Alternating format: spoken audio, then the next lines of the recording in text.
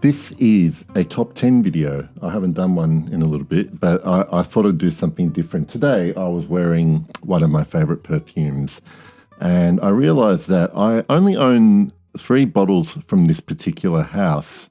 And even though there's a couple of perfume houses that I own more bottles of, I think this house is almost equal favorite for me with Guerlain, and I'm talking about Hermes. The 3 bottles that I own are Bellamy,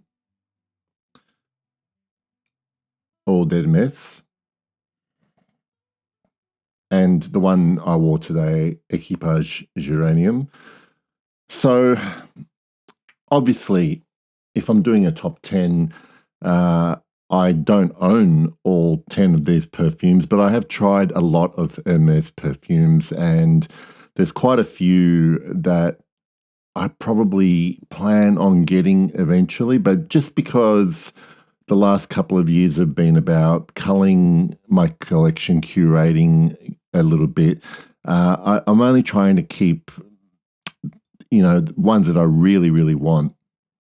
So I'm going to give you a spoiler now. The top 3 perfumes in my Hermes top 10 are obviously going to be from these 3. In third position, I'm going to give you Bellamy. And then I think right now I cannot split Eau d'Hermes and Equipage Geranium. So they're my 1 and 2, equal 1 and 2.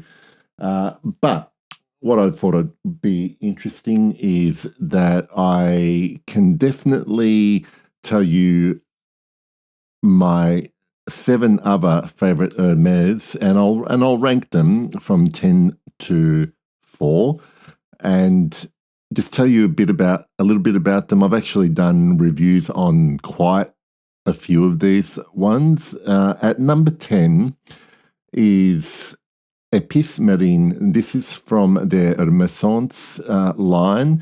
And what this is, to me, Jean-Claude Delena has kind of sort of developed the idea that first came about from his work with Cartier and Declaration. And Épice Marine sort of riffs off that spicy melange in this perfume, but now adding some sort of marine notes, and not so much what I smell as aqua notes or the beach. It's kind of got this very interesting saltiness about it. So it's like it's sea air more than anything combined with those spices, and it just works. And at first I was a little bit hesitant about Épice Marine, and after several wears, it started to make more sense to me. And it's a very, if you're looking for a very different summer scent, Épice Marine is your go. And I remember getting quite good performance out of that as well. At number 9, it is another classic masculine from the Hermes line, similar to the 3 I have there, is Rocobar. Now, there was a time when I had that perfume above the 3 that I have, and I was probably going to get that perfume bottle first, and I really, really like the way it smells, the spiciness, the amber base, but unfortunately, the samples and decants that I had, I'm not sure what older versions of it were like, but this thing, Rocobar, did not last on my skin, or I must have become anosmic to it. It just was something I really enjoyed the smell of, but the main reason I was hesitant to buy it was a combination of that, and also the fact that it it was a type of perfume that there are a lot of variations of, if that makes sense. So I'm putting it in my top 10 for Hermes because it's a really good perfume, in my opinion. But it's there are reasons why I don't own a bottle of it. Okay, at number 8, it's the original Equipage, which was what this is a flanker of. So this is Equipage Geranium from 2015, and the original Equipage came out in the early 70s, I think. And it's a similar perfume to the geranium, but if you imagine it, the geranium replaced with carnation, it's a pretty similar accord in the base. I'm going to link to a review that I did, or a comparison between the two perfumes. It was a review of Equipage, but I did do a comparison with what I smelled in that and the geranium. But that was still a really lovely perfume as well. Because I have the geranium flanker, I'm quite satisfied with that, and I prefer that one a little bit more than the original. Number 7, it's probably one of the best gourmand perfumes, maybe arguably ever made, and it's Ombre Narguilé. And look, I always say I'm not a huge fan of gourmands, but this one here is a little bit special. I especially love the nuttiness and that sesame, that kind of toasted sesame note in that particular perfume. It also, I know people sort of talk about this apple pie thing, which I never really quite get with this perfume, or maybe I'm mistaking it for something else, but I just never really got that kind of connection with that sort of smell.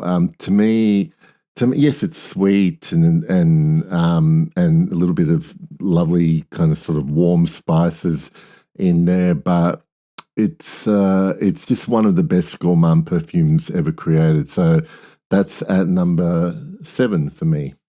And at number 6 is one of my very favorite floral levers. It's Kier d'Ange. This is just one of the softest, most delicate suedes, powdered with violets and other white florals and some musks, and it's just like such an appropriately named perfume, angel, lever of the angels, and it is quite heavenly and divine. And I always, every time I used to wear it, I used to think about just sort of falling asleep on a sofa made from a similar smelling material, suede, and just thinking how luxurious this perfume was. It's like probably the best suede accord that I've ever tried. At number 5 is Terre d'Hermes Parfum. So particularly the Parfum version of Terre d'Hermes. I find it to be a little bit more rounded than the original EDT, and it just worked better on my skin. It's still the perfume that produced one of the more surprising compliments I ever got from a perfume, because, and I've told this story before, that I sprayed this on early in the morning, and I'm pretty sure it's because of the ISOE Super that's overdosed in it. Not overdosed, it's just got a big amount of ISOE Super. I wore it early in the morning. By midday, I couldn't smell it anymore. I thought it had worn off, and that was that. Like, it still lasted a reasonable amount of time for my nose. And then, like, that evening, I went to visit a friend.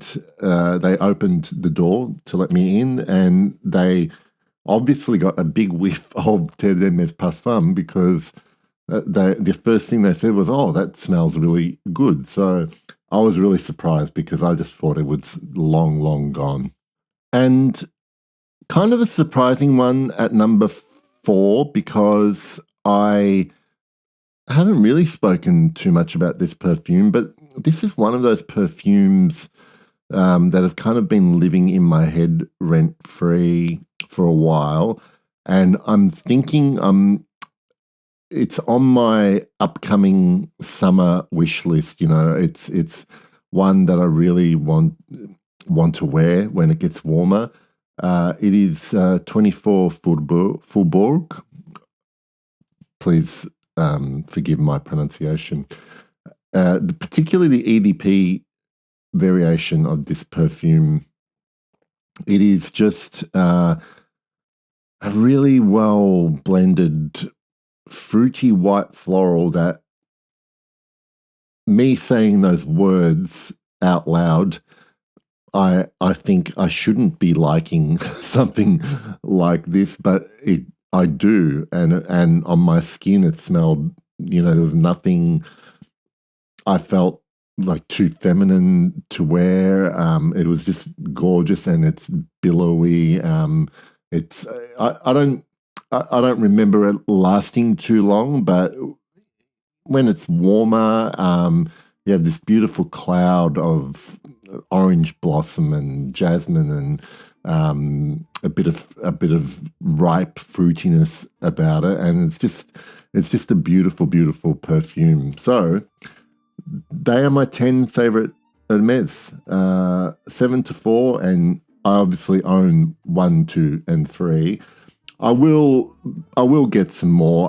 It is a wonderful perfume house. When you compare it, even though I own more Chanel and I own more Guerlain, I look at the quality that comes out of Hermes. There's so many I haven't tried either, and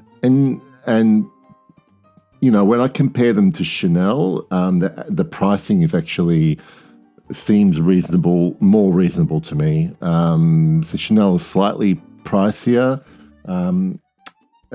Obviously, there's a lot of Guerlain that you can get really good prices compared to Hermes. I just think the dollar to quality ratio is very good with Hermes, and I love the ones that I do have, and I plan to get a bit more. So I'd love to hear about what your favorite Hermes is. There are so many of them, and I'm sure I haven't even mentioned a lot of people's very favorite perfumes, but I haven't tried them all. So thank you for watching, and I might, if you enjoy this video, I might do another one on a different brand. So see you later. Bye.